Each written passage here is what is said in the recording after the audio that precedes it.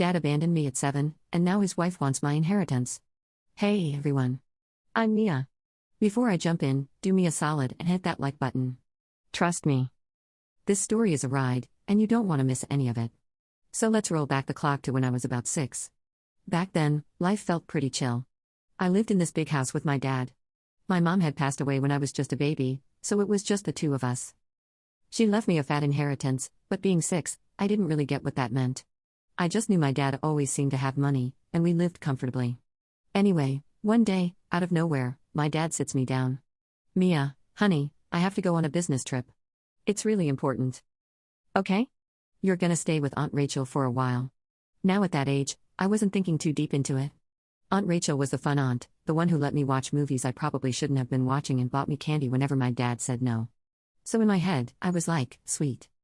This is gonna be awesome. He hugged me goodbye, and I remember thinking it'd just be for a few days, maybe a week.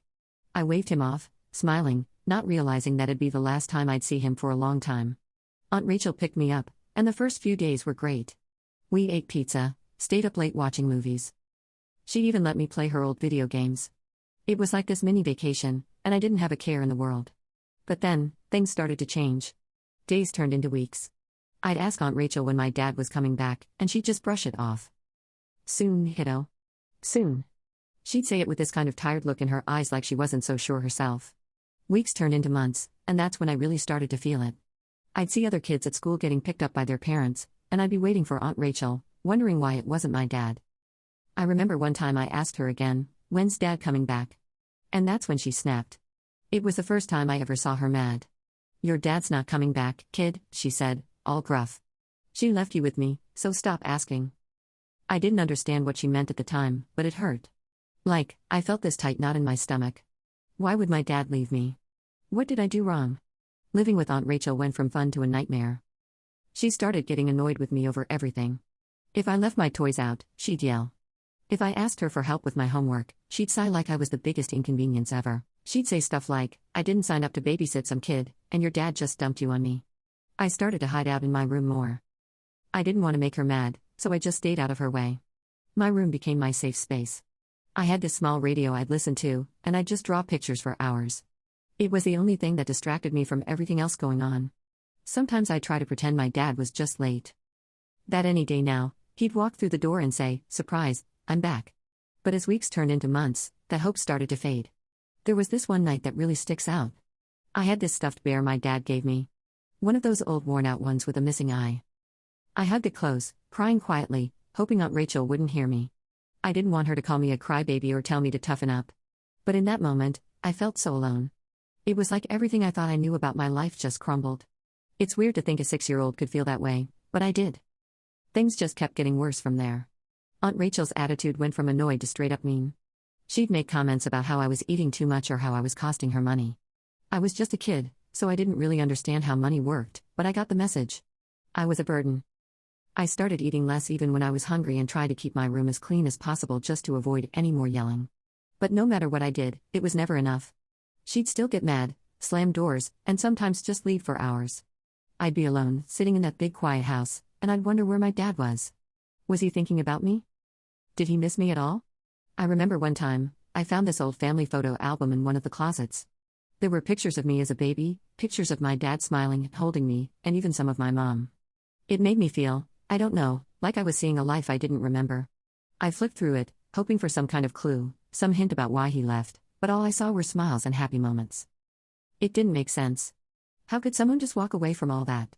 Eventually, I stopped asking about him. I figured if he really cared, he'd be back by now. But he wasn't. So what was the point in holding on to false hope? I decided I had to take care of myself because no one else would.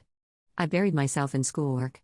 I figured if I couldn't control what was happening at home, I could at least control my grades. I became the quiet kid at school, head down, just doing my work. Teachers started noticing, saying I was gifted, and that I had a lot of potential. I didn't care about all that. I just wanted to keep my head down and survive. But sometimes, even when I was trying to focus, I'd see other kids playing with their parents, laughing. And it had hit me all over again. I'd wonder, what did I do wrong? Why wasn't I good enough? I didn't have answers, but the questions kept me up at night. It wasn't until years later that I realized those questions wouldn't ever go away. They just became a part of me.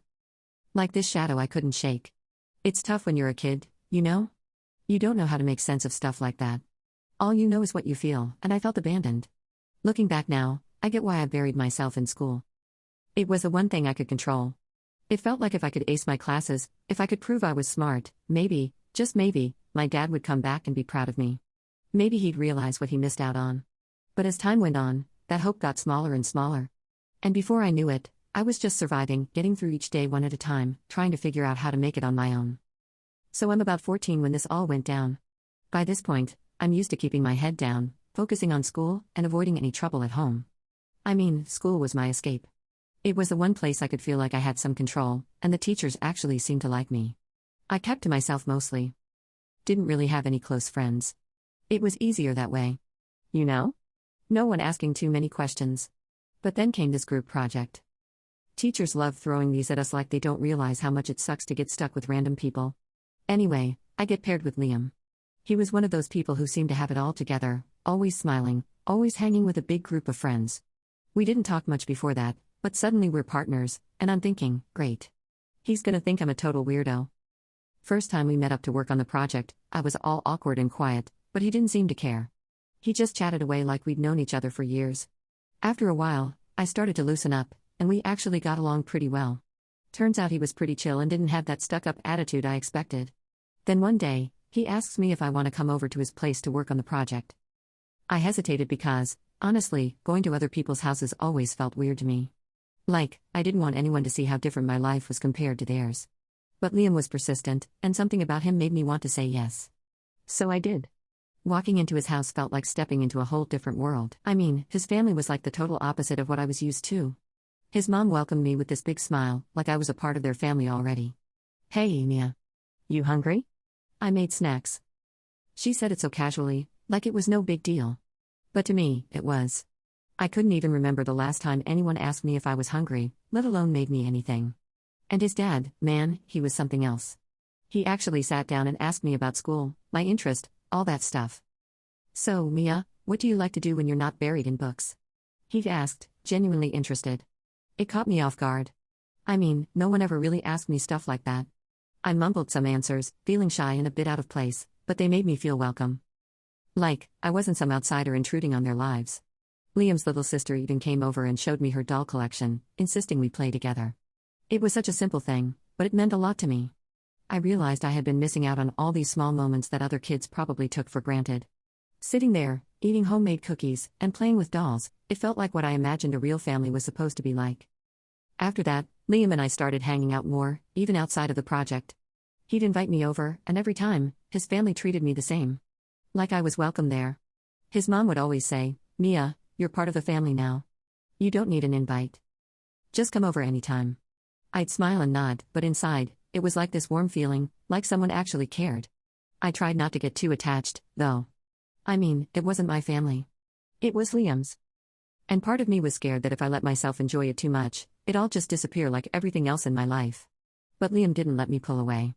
He'd always be like, "Hey, you're coming over after school, right?" And I couldn't say no. He became my best friend, and his family became the safe place I could go to when things with Aunt Rachel got too rough. There was this one day when everything felt different. I had a rough night before. Aunt Rachel had gone off on me because I left a light on, and she kept saying stuff like, "You're nothing but trouble. Why couldn't your dad take you with him?" That hit me hard, and I went to school feeling pretty low. I must have looked miserable because Liam pulled me aside and asked if I was okay. I tried to brush it off, saying I was just tired, but he wasn't buying it. "Mia, you know you can talk to me, right? Whatever's going on, I'm here for you." The way he said it, I could tell he actually meant it. So for the first time, I opened up a little. I didn't spill everything, but I told him enough. How my dad left, how Aunt Rachel wasn't exactly thrilled about taking care of me. Liam listened without interrupting. And when I finished, he just put a hand on my shoulder and said, "Your dad's missing out. You're a great person. And if he can't see that, then that's his loss." It was such a simple thing to say, but it felt like a weight lifted off me. No one had ever said anything like that before. From that point on, Liam's house felt like a second home. His parents would always ask how my day was, and his mom would make these dinners that were better than anything I'd ever had at Aunt Rachel's. It was like stepping into another universe every time I walked through their front door. I felt safe there, like I could finally relax and just be a kid for a while. But, of course, The more time I spent there, the more I noticed just how different my life was. It was hard not to compare. I'd see how Liam's family interacted, how they joked around, how his parents actually listened to him and supported him, and I'd realized how much I missed out on. I remember thinking, why couldn't my dad be like this? Why did he have to leave? But I kept those thoughts to myself. The last thing I wanted was to seem jealous or ungrateful when they were being so kind to me. I knew I couldn't stay at Liam's forever though. Every time I'd leave him house, it was like going back to reality. I'd walk home dreading whatever mood Aunt Rachel might be in. Sometimes she wouldn't even be there. She'd be out late doing who knows what. And when she was home, it was like walking on eggshells, trying not to set her off. I started spending more and more time at Liam's.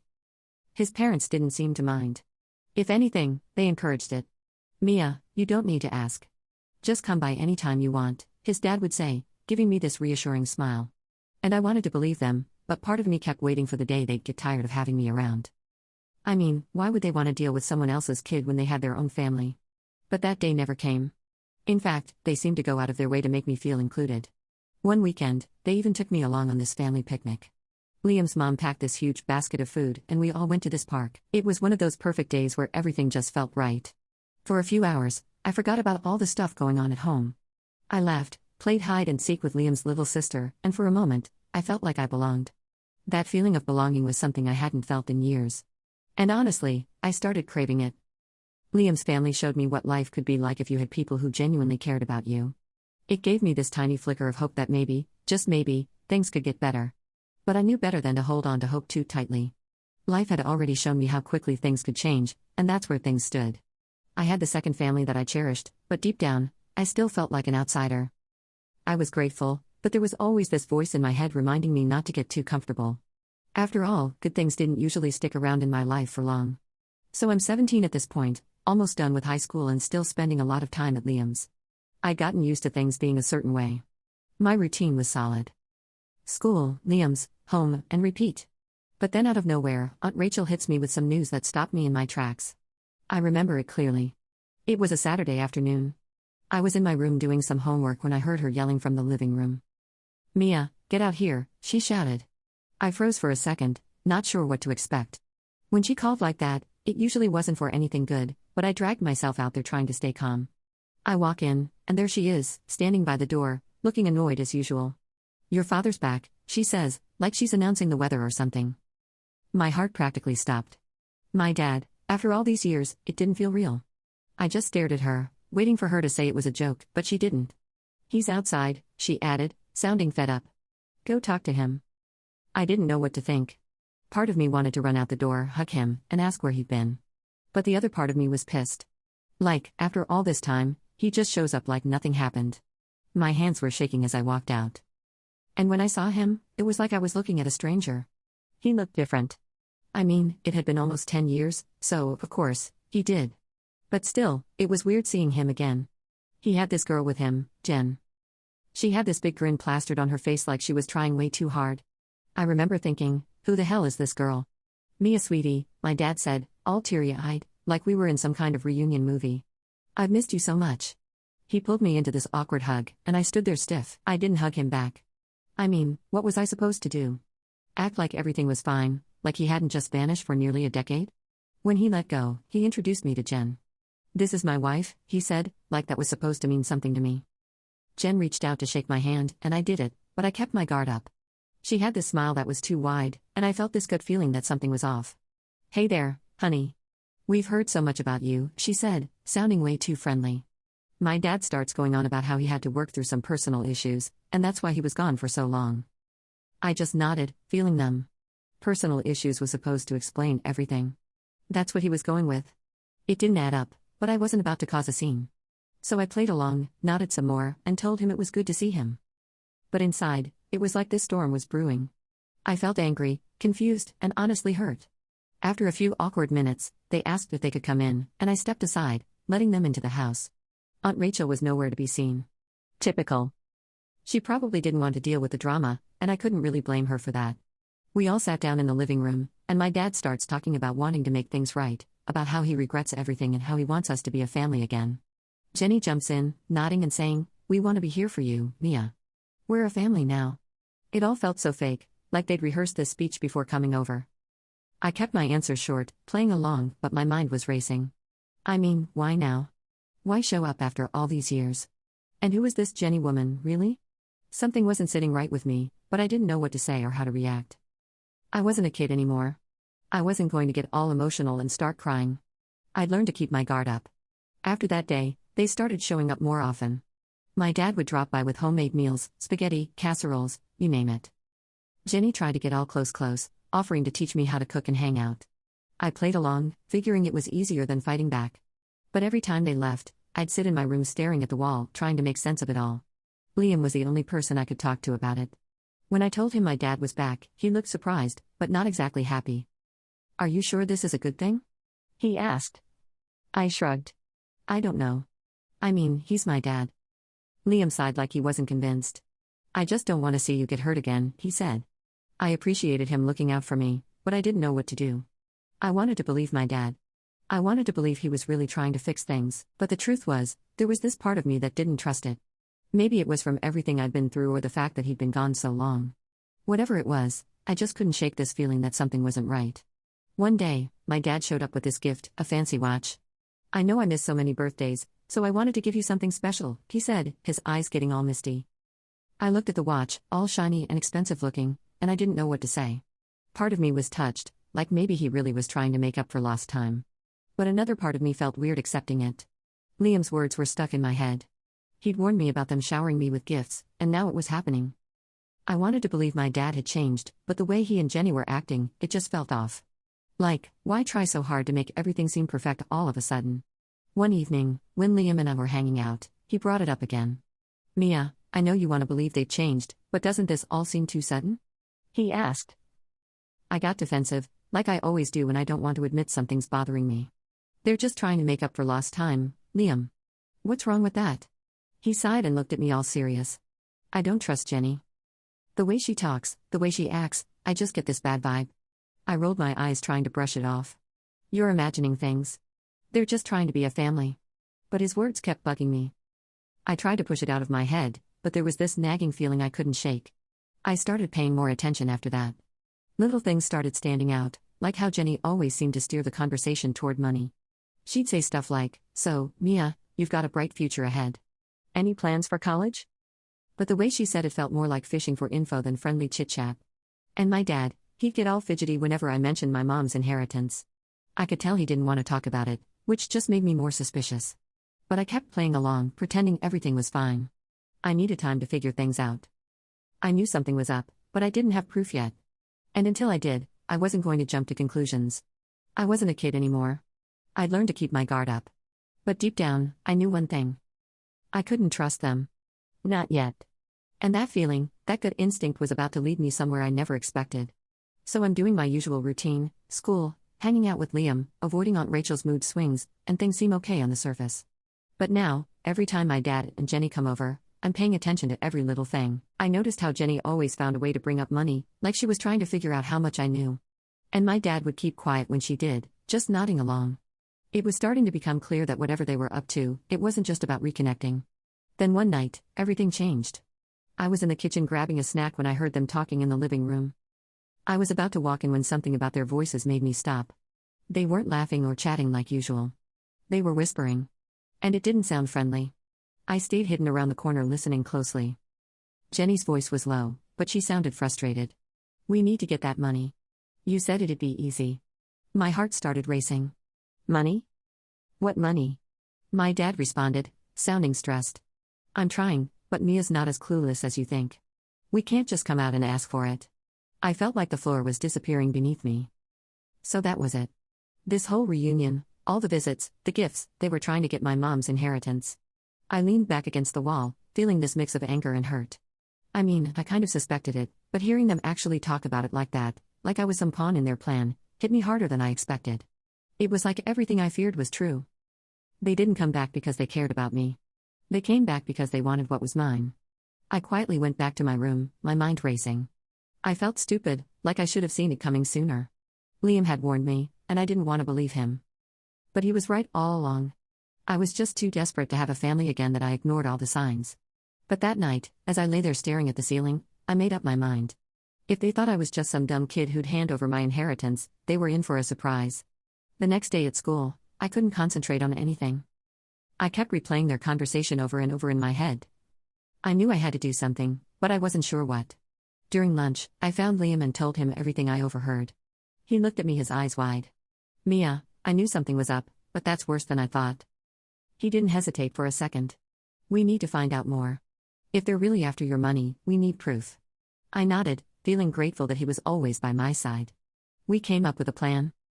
Every time I was around my dad and Jenny, I tried to record our conversations. I figured if I could catch them saying something on tape, I'd have something to use against them if they tried to pull anything. That weekend, my dad and Jenny invited me out for lunch, saying they wanted to spend some quality time together. Normally, I would have said no, but this time I saw it as an opportunity.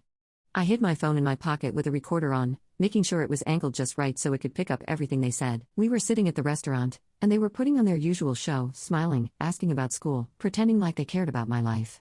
But then Jenny started steering the conversation toward college. So, Mia, have you thought about what you'll do after high school? College is expensive, you know, but I bet you're all set with your mom's inheritance. Right? I tried to act casual, shrugging like I didn't really know. I haven't thought much about it, I lied. Jenny leaned in a bit, lowering her voice like she was sharing some big secret. Well, your dad and I have been thinking. We know it's a lot to handle on your own, and we just want to make sure you're making the right decisions. I stayed quiet, letting her talk. She was doing that thing where she pretended to be concerned, but I knew better now. We could help you manage it, you know, just temporarily. Make sure it's invested properly. You wouldn't have to worry about a thing. I almost laughed at how obvious she was being, but I kept a straight face. I'll think about it, I said, playing dumb. Inside, I was fuming. It was so clear now. Everything they were doing was just to get to my money. Later, I showed the recording to Liam. See? They're trying to get their hands on it, I said, my voice shaking with anger. He nodded, his face serious. We need more. One recording might not be enough if they deny it. You need to get them talking again. And this time, make sure they admit what they're really planning. I started watching their every move. The next time they came over, I acted like I was finally warming up to them. I let them talk about family, how they wanted to make things right. It was hard to fake it, especially when all I felt was anger, but I knew I had to play the long game. Jenny seemed to fall for it. She got more comfortable, talking about their struggles and how they'd been through some tough times. She mentioned bad investments, money troubles, and how they needed help. I pretended to feel sorry for them, nodding along like I was considering helping out. Finally, Jenny went for it. You know, Mia, we've done everything we can, but we're still in a bind. If you could sign over a small part of the inheritance just to get us back on our feet, we'd pay you back as soon as we can. That was the moment I'd been waiting for. I made sure the recorder caught every word. I'll think about it, I told her, pretending to be hesitant. My dad chimed in. Mia, we just want what's best for you. We're a family, families help each other. Hearing him say that almost made me snap, but I held it in. If anything, it made me more determined to get the truth out there. After they left, I listened to the recording with Liam. He nodded, satisfied. We've got enough. They're trying to manipulate you into giving up your money. We spent hours going through everything I had recorded, making sure we had a solid case. It was hard to accept that my own dad, the person who was supposed to care about me, was just using me, but I knew I couldn't let them win. I had worked too hard to get to where I was, and I wasn't about to let anyone take that away. That night, I felt a weird sense of relief. It was like I finally had some control over the situation. I knew what I had to do, and this time I was going to make sure they didn't get away with it. No more playing along. I was going to fight back. So here we are. After all the sneaking around and recording, I finally had the evidence I needed. My dad and Jenny had been trying to scam me out of my inheritance, and now it was time to confront them. But I knew I couldn't just run up to them yelling about what I knew. I needed to be smart about it, make sure they couldn't worm their way out. First thing I did was talk to Liam. He'd been my rock through all of this, and I trusted him more than anyone. We sat down and went through everything I had, recordings, notes, everything. We need a plan, he said, his eyes serious. You can't just show them what you've got. They might try to twist things or worse, destroy evidence. He was right. If they caught wind of what I was doing too early, they could ruin everything. So we came up with a plan to catch them red-handed. I had to make them think I was ready to hand over the money. I know. It sounds risky. But it was the only way to get them to admit everything directly. We needed something they couldn't deny later on. I called my dad that evening. Hey. I've been thinking about what you and Jenny said, I told him, trying to sound unsure. Maybe we could meet and talk more about it? I could practically hear his relief over the phone. Oh, Mia. That's great. Let's meet tomorrow for dinner. Okay? We can talk through everything. Perfect. That's exactly what I wanted, an opportunity to get them both in one place. I made sure everything was set up, and I even asked Liam to hang back at the restaurant as backup just in case things went south. He agreed, saying, "We've got this, Mia. Don't worry." The next evening, I showed up to the restaurant with my phone ready, the recorder tucked in my pocket like before. I found my dad and Jenny sitting at a table, all smiles like they hadn't just spent the past few months trying to scam me. "Hey, honey," Jenny said, giving me that fake friendly grin of hers. I forced a smile back and sat down, trying to look as relaxed as possible. We went through the small talk for a while, how school was going, what my plans were for after graduation. I played along, but every time Jenny steered the conversation back to money, I nodded, acting like I was really thinking it over. "I know you two have been trying to help," I said, pretending to hesitate, "and I appreciate it. Maybe you're right. I could use some guidance." Jenny's eyes lit up like she'd just won the lottery. "Well, we're just here for you, Mia. We want to make sure you're taken care of." My dad was nodding like his life depended on it. "We're a family, and families support each other," he added, trying to sound genuine. I let them keep talking. And soon enough, Jenny started going on about how I should transfer part of the inheritance into an account she'd set up for my benefit. My heart was pounding, but I kept my face neutral. "Okay. I'm open to that," I said. "But I want to make sure everything's done legally. I was thinking we could meet with a lawyer to make sure it's all above board." Jenny's face twitched for just a second, and I knew I'd hit a nerve. She tried to cover it up, smiling again. Of course. Of course. We want to make sure you're protected after all." But my dad looked nervous, like he was scared of what might come next. I pushed a little more. "I actually have a lawyer friend who said they could come by right now. Is that okay?" I said, trying to act casual. The truth was I'd set everything up already. Liam's dad was a lawyer, and he agreed to come and help me with this. I wanted witnesses, people who could back me up if things got ugly. Jenny's smile wavered, and my dad's eyes went wide. "Mia, honey, there's no need for that," he said, his voice shaky. "We trust each other, don't we?" That's when I knew they were panicking. They hadn't expected me to get a lawyer involved. "Yeah. But I just want to make sure everything's clear," I said, keeping my tone friendly. "It's a big decision. Right?" I could see them both starting to sweat. Jenny opened her mouth to say something, but before she could, Liam's dad walked in wearing a professional look that screamed no nonsense. "Hi, I'm Mr. Collins, Mia's legal representative," he said, sitting down next to me. "I understand there's some discussion about transferring assets." The tension was so thick you could cut it with a knife. Jenny tried to play it off, saying, "Oh, we were just talking about some ideas. Nothing serious?" But I wasn't about to let them backpedal. "Actually, Jenny, you were saying earlier that you needed the money to help with some debts. Right?" She shot me this look like she wanted to strangle me right there. But with Liam's dad sitting next to me, he had no choice but to keep up the act. "Well, yes, just some temporary assistance," he mumbled, clearly annoyed. "Is that so?" Mr. Collins said, raising an eyebrow. "Because if you're asking Mia to transfer any part of her inheritance, it needs to be documented properly. Otherwise, it could be considered financial manipulation." My dad looked like he was about to cry. "Mia, we just want what's best for you. We wouldn't do anything to hurt you," he insisted. But the act was up. I could see it on their faces. They knew they'd lost. That's when I pulled out my phone, playing the recordings I had collected over the past few weeks. My dad and Jenny's voices filled the room, their words clear as day. Jenny's face went pale, and my dad's hands started shaking. "We were hoping you could sign over your inheritance," Jenny's voice said from the recording. "We're in a bind." Jenny tried to reach over the table like she was going to grab my phone, but Liam's dad stopped her. "I wouldn't do that if I were you," he said calmly. "It's all being recorded." My dad broke down then. He started crying, saying he was sorry, that he never meant for things to go this far.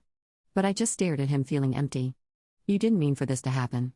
You were planning this the whole time," I said, my voice steady. "I trusted you, and you tried to use me." Jenny wasn't as emotional. She leaned back in her chair, her face stone cold. "Fine. You got us. But let's not act like you're some innocent kid. You've been living off your mom's money for years, and we're just trying to get our share." Hearing that felt like a punch to the gut, but it also made everything clear. This wasn't about family. It was about greed, plain and simple. "Get out," I said, pointing to the door. "Both of you. I'm done." They left, my dad still crying, and Jenny muttering under her breath. When they were gone, I felt this weird mix of relief and sadness. Liam's dad put a hand on my shoulder. "You did the right thing, Mia," he said. Liam, who'd been waiting just outside, came in and gave me a hug. I'm proud of you. You stood up for yourself. I nodded, but the truth was I felt a bit broken. I'd wanted a family, and now I had none. But as I looked at Liam and his dad, I realized I still had people who cared about me, people who had my back. Maybe it wasn't the ending I hoped for, but at least it was real. And sometimes, that's all you can ask for.